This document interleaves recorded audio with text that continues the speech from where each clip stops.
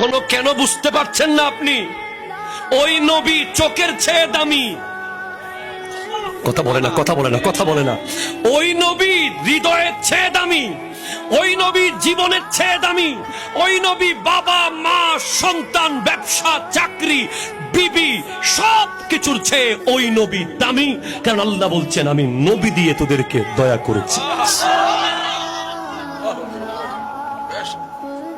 সবাইকে না, মুমিনদেরকে। তুমি বুঝে নিও, উনি সবার জন্য রহমত, রাহমাতাল লিল আলামিন। কিন্তু তার ভিতরে মুমিনদের জন্য ইহসান, স্পেশাল। তাহলে এখন কি আপনি 10 জন্য থাকবেন নাকি স্পেশাল হবেন?